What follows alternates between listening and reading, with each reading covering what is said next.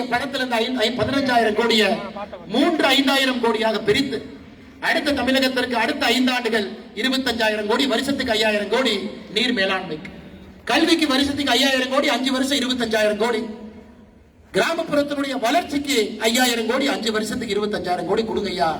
தமிழ்நாடு நிச்சயமாக மாறும் மாறும் மாறும். இது மட்டும்தான் நாம் உங்களுக்கு வீதிநடை அமைப்பு சார்பாக நாங்கள் சொல்லக்கூடிய யோசனைகள். இதை நீங்கள் செய்வீர்கள் என்று நாங்கள் நம்புகின்றோம். கரப்ஷன் நின்றுச்சுங்கிறாங்க, மறுபடியும் ஆரம்பிச்சிருக்கு, பார்த்துக்கிட்டு தான் இருக்கும். கரப்ஷன் முதலமைச்சர் விஜய் அவர்கள் கரப்ஷனுக்கு எதிராக இருப்பது உண்மைதான், அதையும் நாம் பார்க்கின்றோம். டெண்டர், பெரிய பெரிய டெண்டர்ல வாங்கல, பல அமைச்சர்கள் இப்பதான் வாங்க ஆரம்பிச்சிருக்கிறாங்க. அவங்கள ஓட்டுக்கு பணம் கொடுக்காம வந்துட்டாங்க. சில அமைச்சர்கள் சொல்றாங்க, எங்கிட்ட ஆடியோவே இருக்கு, அவங்கள ஓட்டுக்கு பணம் கொடுக்காம வந்துட்டாங்க. தம்பி, நாங்கெல்லாம் ஓட்டுக்கு பணம் கொடுத்து வந்தோம், ஒரு 2% கூட தம்பி, 3% கூட தம்பி, 4% கூட. இது முதலமைச்சர் விஜய் அவர்கள் கவனத்தை இப்பவே கொண்டு வர்றாங்க ஐயா. ஒரு வருஷம் கழிச்சு நாங்க பிரச்சனை பண்றதுக்கு முன்னாடி நீங்க எப்படி இருக்கிறீங்க, அதை உங்களுடைய அமைச்சர் பெருமக்களுக்கும் அதை வலியுறுத்துங்க. நேர்மையான ஆட்சி. நீங்க நேற்று சுதந்திர தின உரையில சொன்னீங்க, தமிழகத்துல கரப்ஷனை நம்முடைய காலத்துல ஒழிப்புங்க ஐயா. நம்முடைய காலத்துல டிவிக்கு இருக்கட்டும், இந்த பக்கம் வீதிக்கு இருக்கட்டும், நம்முடைய காலத்துல அந்த கரப்ஷனை ஒழிப்பு நம்மால் முடியும். செய்து கொடுக்க துணிந்தவர்கள் நாம இங்க இருக்கின்றோம். ஆட்சி அதிகாரத்துல யாரும் உட்கார்ல, இங்க இருக்கிறவங்க யாரு எம்எல்ஏ இல்ல, யாரு எம்பியா இருந்ததில்ல, யாரு மந்திரியா இருந்ததில்ல. அதை சொல்வதற்கான முழு தார்மீக சுதந்திரமும் பொறுப்பு நமக்கு இருக்கு. அதனால கொஞ்சம் கடிவாளம் போடுங்க ஐயா, லூஸ் விட்டுறாதீங்க. கொஞ்சம் சனிக்கிழமை ஞாயிற்றுக்கிழமை ரிவ்யூ மீட்டிங் எடுங்க. 2 நாள் விடுபடுத்தீங்கன்னா அதிகாரிகளுக்கு அமைச்சர்களுக்கு குளிர் விட்டு போயிடும். அதையும் கொஞ்சம் பாருங்க, கண்ட்ரோல் வைங்க. குதிரைக்கு எப்பொழுதுமே கடிவாளத்தை கொஞ்சம் லூசா விட்டுட்டீங்கன்னா குதிரை வலது பக்கம் இடது பக்கம் போகும். மக்கள் உங்கள் மீது பெரிய நம்பிக்கையோடு அந்த இடத்தை கொடுத்திருக்கிறாங்க. நீங்கள் தவறு செய்யாமல் அதை கொண்டு செல்ல வேண்டும் என்கின்ற அன்பான வேண்டுகோளையும் கூட இந்த நேரத்தில் வீதிநடை அமைப்பு சார்பாக சொல்லுவது என்னுடைய கடமையாக நான் கருதுகின்றேன். அருமை சொந்தங்களே, இது மட்டும் இல்ல, அரசியல் பேசலாங்க ஐயா. நம்ம அரசியல் பேசக்கூடாது, நீங்க வந்திருக்கோம். நம்ம சமுதாய பணியை மட்டும் செய்வோம், அடிப்படை மாற்றத்தை செய்வோம். என மேடையில் இருக்கக்கூடிய அக்கா அருள்செல்வி அவர்களை நான் சங்கடப்படுத்த விரும்பல. அவங்க எல்லா அரசியல் கட்சிக்கு பொதுவானவங்க. ஐயா விவேக் அவர்கள் எல்லா அரசியல் கட்சிக்கு பொதுவானவங்க, எல்லாருக்கும் பொதுவானவங்க. நம்ம அரசியல் கட்சி இல்ல, சமுதாய கட்சி. சமுதாயத்துக்காக பாடுபடக்கூடிய ஒரு கட்சி. மக்களோடு நாம் இருக்கின்றோம். ஆனால் தொண்டர்களுக்கு ஒரே ஒரு வேண்டுகோள் வைக்கிறேன் ஐயா. ஐயா, 73 நாள் பொறுப்பே இல்லாம ஒரு இயக்கம் இயங்குவது ரொம்ப கஷ்டம் ஐயா, ரொம்ப கஷ்டம். 73 நாட்கள் பொறுப்பு இல்லாம லீடர்லெஸ் கிரௌடா எல்லோரும் லீடரா இருப்பது பெரிய பாக்கியம். அப்பெல்லாம் எந்த அளவுக்கு நீங்க ஈகோவை உடைச்சு, எந்த அளவுக்கு நீங்கள் எல்லாம் ஒரு இயக்கத்தின் மீது நம்பிக்கை வைத்து ஒரு தொலைநோக்கு பார்வையோடு வந்திருக்கிறீங்க. ஆனால் நமக்குள்ள சண்டை வேண்டாங்க ஐயா. இது நம்முடைய வாழ்க்கையில ஒரு முறை கிடைக்கக்கூடிய வாய்ப்புங்க. எல்லாம் ஒரு பால்ல 6 அடிக்கும், ஒரு முறை கிடைக்கக்கூடிய வாய்ப்பு. கொஞ்சம் ஈகோவுக்கு இடம் கொடுக்காம எல்லா பகுதிகளில் இருக்கக்கூடிய இளைஞர் பெருமக்கள் எவ்வளவு வேலை இந்த ஒரு மாசத்துல எந்த எதிர்பார்ப்பும் இல்லாம பண்ணிருக்கிறீங்களே, எத்தனை வேலை செஞ்சிருக்கிறீங்க. அதை தொடர்ந்து நாம் செய்வோம். நம்முடைய உழைப்புக்கு கிடைக்கக்கூடிய ஊதியம் என்னன்னு கேட்டீங்கன்னா, வாக்கு என்று சொல்வதை விட மக்களுடைய புன்னகை தாங்க ஐயா முதல்ல கிடைக்கும். அந்த டிசம்பர் மாதத்திற்குள்ள நம்ம எல்லோருக்கும் அது கிடைக்கும். சொன்னபடி நாம் செய்வோம், எங்கேயும் நாம போக வேண்டாங்க ஐயா. இதுல மட்டும் நாம் கவனப்படும். கடைசியாக மீடியா நண்பர்கள் அண்ணே, டெல்லியில சிஜேபி ப்ரொடெஸ்ட் பண்ணாங்க. அண்ணாமலை அண்ணா, நீங்க வந்து ஒரு மைக் எடுத்து 2 காரசாரமா பேசி இருக்கணும். ஐயா, இன்னைக்கு நீட் என்பது 2021, 2024, 2026 3 வருடம் நீட் பேப்பர் லீக் ஆச்சு. 2021 லோக்கலைஸா லீக் ஆச்சு, 24 கொஞ்சம் பெருசா லீக் ஆச்சு. உச்ச நீதிமன்றம் நேரடியாக அந்த வழக்கு எடுத்து நடத்தினாங்க, ராதாகிருஷ்ணன் கமிட்டி போட்டாங்க. ஆனா 2026 பொறுத்தவரை பெரிய அளவில் நடந்துச்சு. அதனால தான் நாம் சொன்னோம், மத்திய அரசுக்கு சொன்னோம், ஐயா பேசுங்க பேசுங்க, உட்கார வச்சு பேசுங்க. 80 லட்சம் பேர் இன்னைக்கு டெலிவரி பாயா இருக்கிறாங்க. 80 லட்சம் பேர் இந்தியா, யோசிச்சு பாருங்க. 80 லட்சம் பேர், 8 மில்லியன். 8 மில்லியன் என்பது ஐரோப்பிய நாடுகள்ல சில நாட்டினுடைய மக்கள் தொகையினுடைய சைஸுங்க. இந்தியாவில் 80 லட்சம் பேர் டெலிவரி பாய். ஸ்விக்கியாக இருக்கட்டும், ஜொமேட்டோவா இருக்கட்டும், பிளிங்கிட்டா இருக்கட்டும், கஷ்டப்பட்டு வேலை செய்யறாங்க. எத்தனை நண்பர்களுக்கு தெரியும்? அந்த 80 லட்சம் பேர்ல 33 லட்சம் பேர் ஒரு டிகிரி படிச்சிருக்கிறாங்க. ஒரு டிகிரி படிச்சிருக்கிறாங்க. 80 லட்சம் பேர்ல 33% ஒரு டிகிரி படிச்சிருக்காங்க. இன்னைக்கு வெயில்ல, இந்த பொல்யூஷன்ல நாம் ஆர்டர் பண்ற சிக்கன் பிரியாணிக்கும், மட்டன் பிரியாணிக்கும், பன்னீருக்கும், தோசைக்கும் ஏதோ ஒரு இடத்துல போய் வாங்கி இத்தனை ஆக்சிடென்ட் நடந்து அதை வந்து நம்ம வீட்டுல கொடுக்குறாங்க. ஐயா, இதே மாதிரி இருக்க முடியுமா? நித்தி ஆயோக் சொல்லுது 2030 முடியும் பொழுது 2.5 கோடி பேர் இந்தியாவில் டெலிவரி பாயா இருப்பாங்க. 2.5 கோடி பேர். 2.5 கோடி பேர். யோசிச்சு பாருங்க ஐயா, நாடு தாங்குமா? 2.5 கோடி உறுப்பினர்கள் என்ன வேலை செய்து கொண்டிருக்க வேண்டும், அவங்களை என்ன வேலை நாம செய்ய வைக்கிறோம். இன்னைக்கு நீங்க அமெரிக்காவில் பல இடத்துக்கு போங்க, ரோட்ல டிராபிக்ல வண்டி நிக்கிற மாதிரி ரோபோ நின்னுட்டு இருக்கு. பல இடத்துல நீங்க பார்க்கலாம், அட்லாண்டால பார்க்கலாம், கலிபோர்னியால பார்க்கலாங்க ஐயா. ரோபோக்குள்ள சாப்பாடு வச்சிடறாங்க, வீட்டு வாசலுக்கு வந்துடும், பாஸ்கோடு போட்டா டப்பா ஓபன் ஆகிக்கும், சாப்பாடு எடுத்துக்கலாம். பல இடத்துல ட்ரோன்ல கொண்டு போய் வீட்டு வாசல்ல வச்சிடறாங்க. இந்தியாவில் 5 வருஷத்துல வரப்போகுதுங்க ஐயா, வரப்போகுது. 80 லட்சம் பேர் எங்க போக போறாங்க?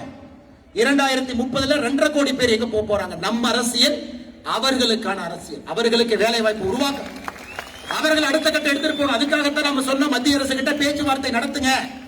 18 வயசுல இருந்து 24 வயசு இருக்கக்கூடிய இளைஞர்கள் 40% பேருக்கு வேலை இல்லை. படித்த டிகிரி இன்னைக்கு வெற்றி காகிதமாக இருக்கு. இதை சொன்னா மத்திய அரசுக்கு எதிராக நம்ம போராட்டமோ ஆர்ப்பாட்டமோ மோடிக்கு எதிராக கோஷம் போடல.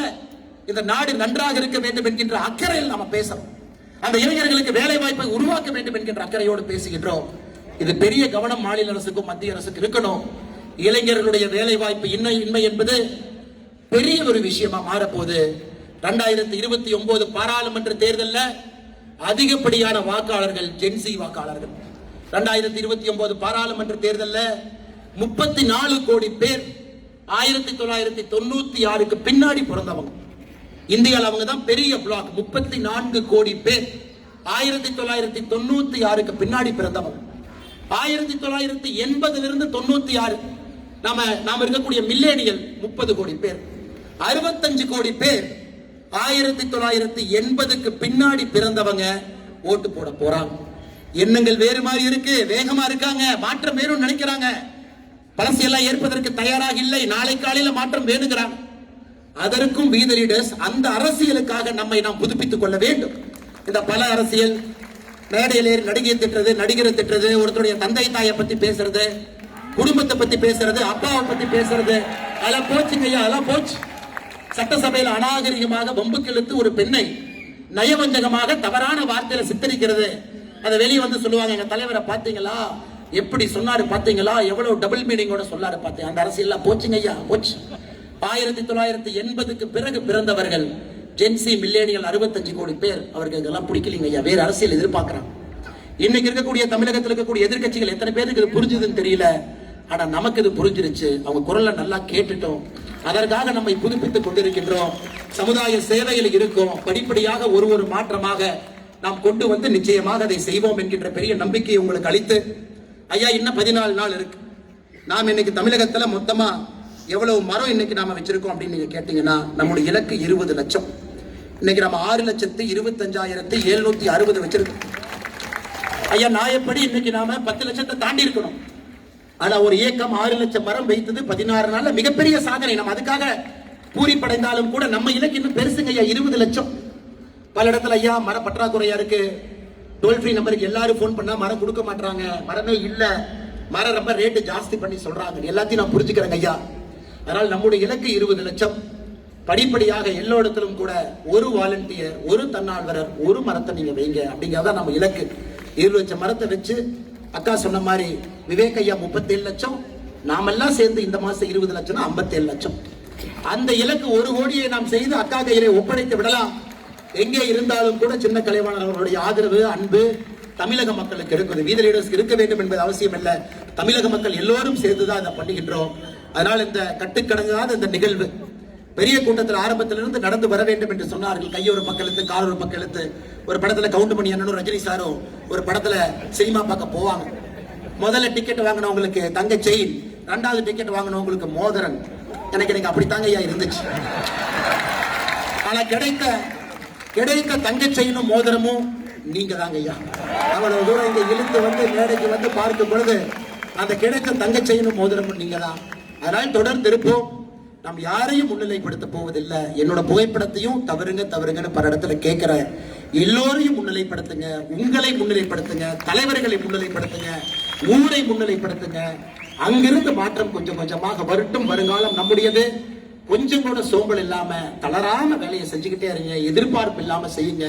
நிச்சயமாக மாற்றம் நம் பக்கம் வரும் என்று சொல்லி மேடைக்கு இடதுபுறம், மேடைக்கு வலதுபுறம், மேடையினுடைய பின்புறம், மேடையில் மேல் இருக்கக்கூடிய தலைவர்கள் எல்லோருக்கும் இந்த நேரத்தில் நன்றி தெரிவித்து, நம்முடைய சென்னை கார்பரேஷன்ல நம்முடைய கவுன்சிலராக இருந்து மக்களுக்கு பணி செய்து கொண்டிருக்கக்கூடிய அக்கா உமானந்த் அவர்கள் இந்த நிகழ்வுக்கு வந்திருக்கிறாங்க. அவர்கள் உட்பட மேடையில் இருக்கக்கூடிய எல்லா தலைவர்கள், இந்த நேரத்தில் நான் பேரை எங்கே இடத்துலயும் சொல்றது, தலைவர்கள் என்று சொன்னா எல்லா தலைவர்கள் தான். மேல இருக்கவங்க கடுமையா உழைச்சிருக்கிறாங்க. அமர் பிரசாத் ரெட்டி ஒரு 10 கிலோ வெயிட் குறைஞ்ச மாதிரி தான் எனக்கு இருக்குது பார்த்தா இன்னைக்கு. அதே போல கருநாகராஜனாக இருக்கட்டும், அண்ணன் ஸ்ரீகாந்த் அவர்களாக இருக்கட்டும், சகோதரர் வினோத் அவங்க இருக்கிறாங்க. இந்த பக்கம் நம்முடைய சுமதி வெங்கடேஷ் அக்கா ஆரம்பித்து, நளினி அக்கா ஆரம்பித்து எல்லோரும் இங்க இருக்கிறாங்க. மிக முக்கியமாக இந்த நிகழ்ச்சிக்கு இதில் அரசியல் பண்ண மாட்டாங்க, மக்களுக்காக இருக்கிறாங்கன்னு 16 நாள் நம்ம வேலையை பார்த்துட்டு இவங்க எல்லா இடத்துலையும் வேலை செய்யறாங்க. இவர்களுக்கு நம்முடைய ஆதரவை கொடுக்க வேண்டும் என்று வந்திருக்கக்கூடிய அக்கா அருள்செல்வி அவர்களுக்கு இந்த நேரத்தில் என்னுடைய சிறப்பு வணக்கத்தை, வாழ்த்துக்களை, நன்றிகளை தெரிவித்து, இலக்கு 20 லட்சம் என்பதை மறந்து விடாதீர்கள். சுத்தம் செய்வோம், சுத்தம் செய்வோம், சுத்தம் செய்வோம். சமுதாயத்தினுடைய அழுக்கு மட்டுமல்ல, அரசியலுடைய கரைபடிந்த அழுக்கையும் சுத்தம் செய்வோம். ஒரு மாற்றத்திற்காக நிற்போம் என்று சொல்லி நம்முடைய பத்திரிகை நண்பர்களுக்கும் வந்திருக்கக்கூடிய எல்லா தன்னார்வ நண்பர்களுக்கும்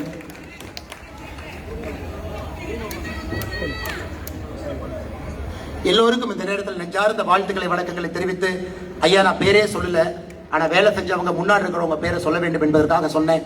மேடையில் இருக்கக்கூடிய நீங்கள் எல்லோரும் என்னை விட முக்கியமானது என்பது உங்களுக்கு தெரியும். ஏன்னா அந்த நிகழ்ச்சி நீங்க எல்லோரும் சேர்ந்து நடந்தது.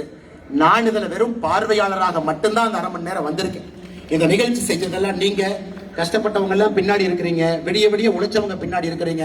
அண்ணன் பெப்பர்ஸ் நாச்சியப்பன் அவர்கள் இருந்து ஆரம்பித்து எல்லா அக்கா இங்க இருக்கிறாங்க. எல்லோருக்கும் இந்த நேரத்துல நெஞ்சார்ந்த வாழ்த்துக்களை, வணக்கங்களை தெரிவித்து, முன்னிருக்கையில் இருப்பவங்களுக்கு, பத்திரிகை நண்பர்களுக்கு பொறுமையாக இருங்க, வேலையோடு சித்தாந்தமாக இருங்க. பெரிய மாற்றத்தை நோக்கி போகும். நமக்கு எஜமான் டெல்லியில வேண்டாம், எஜமான் சென்னையில வேண்டாம், நம்ம ஊர்ல நமக்கான எஜமானை தேடிக்கொள்வோம், மாற்றத்திற்காக நிற்போம் என்று சொல்லி நன்றி தெரிவித்து என்னுடைய உரையை முடித்துக் கொள்கின்றேன்.